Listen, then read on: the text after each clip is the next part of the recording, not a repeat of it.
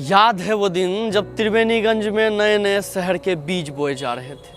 खैर, वो बीज अब बड़ा हो गया है, जिसे हम नगर परिषद त्रिवेणीगंज कहते हैं। वैसे आज मैं उस बीते हुए गांव त्रिवेणीगंज को याद करना चाहता हूं, जो आज शहर त्रिवेणीगंज में कहीं गुम सा हो गया है। मेरा जन्म 1995 में त्रिवेणीगंज में हुआ और तब से मैं त्रिवेणीगंज का मूल निवासी हो गया।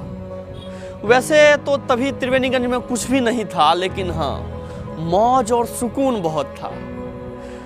बचपन था और बचपन में खुला आसमान और कोसों दूर खाली पड़ी जमीन में लेट लेट कर खेलने का मजा ही कुछ और था। मेरे परिवार में तभी कुल 7 लोग थे। हम चारों भाई बहन, मम्मी पापा और दादी।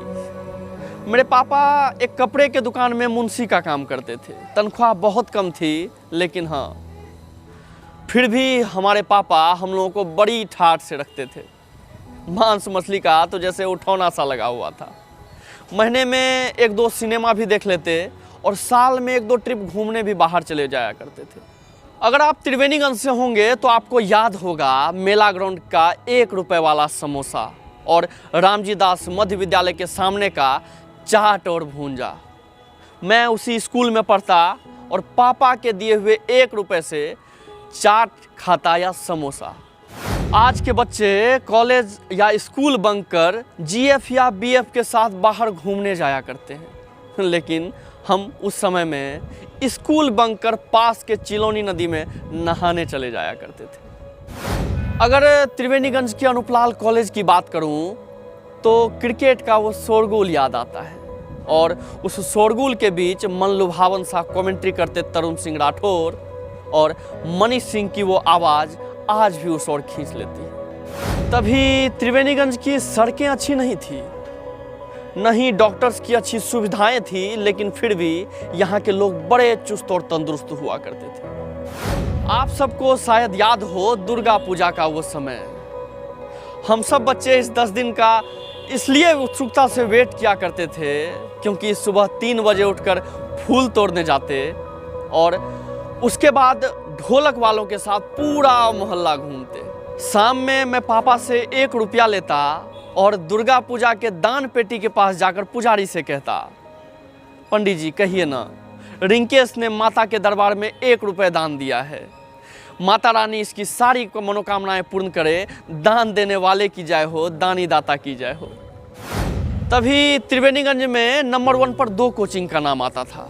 एक कामेश्वर सरकार न्यू सनराइज तो दूसरा genius boys and girls coaching. मैं त्रिवेणीगंज में genius boys and girls coaching में पढ़ता था। तभी शिक्षक हम लोगों को स्टूडेंट्स की तरह नहीं पढ़ाते थे, बल्कि अपने बच्चों की तरह कूट कूट कर ज्ञान देते थे और कूटने के बाद बड़ी फुर्सत से सर घर चाय पीने भी आते थे और मम्मी पापा को फुल मोटिवेट कर जाते थे। और उसके बाद घर की कुटाई। दास सर, इनको त्रिवेणीगंज में कौन नहीं जानता होगा। इनसे पढ़ा हुआ मैथ में शायद ही कोई फेल हुआ हो। त्रिवेणीगंज के 2008 का वो किस्सा याद आता है जब पहली बार त्रिवेणीगंज के बच्चा के मुख पर एसडीओ और डीएसपी का नाम था। जी हाँ, एसडीओ अजय यादव और डीएसपी मनीष कुमार सिन्हा। इन दोनों की जोड़ी के बाद ऐसा लगने लगा था कि त्रिवेणीगंज में कुछ नया होने वाला है।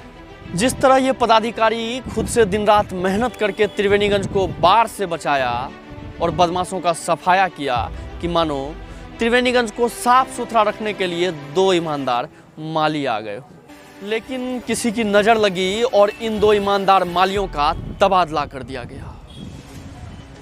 मैं भी धीरे धीरे बड़ा होता गया और आगे की पढ़ाई करने बाहर चला गया।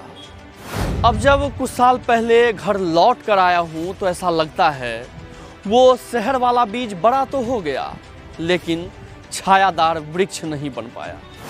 मैं ये इसलिए कह रहा हूँ क्योंकि जब मैं बड़ी बड़ी मकाने, बड़े बड़े दुकान, बड़े बड़े मॉल्स देखता हूँ तो लगता है कि हाँ, ये अब शहर हो गया। लेकिन जब त्रिवेणीगंज की मुख्य सड़कों को छोड़कर अन्य सड़कों और स्वास्थ्य व्यवस्थाओं को देखता हूँ तो लगता है कि यहाँ के अब तक के विधायक और सांसदों ने त्रिवेणीगंज को शहर तो बनाया, लेकिन इस शहर रूपी वृक्ष को छायादार नहीं होने दिया। लेकिन फिर लगता है कि सिर्फ शासन या प्रशासन को दोष देना ठीक नहीं होगा। इसके लिए हम सब जिम्मेदार हैं।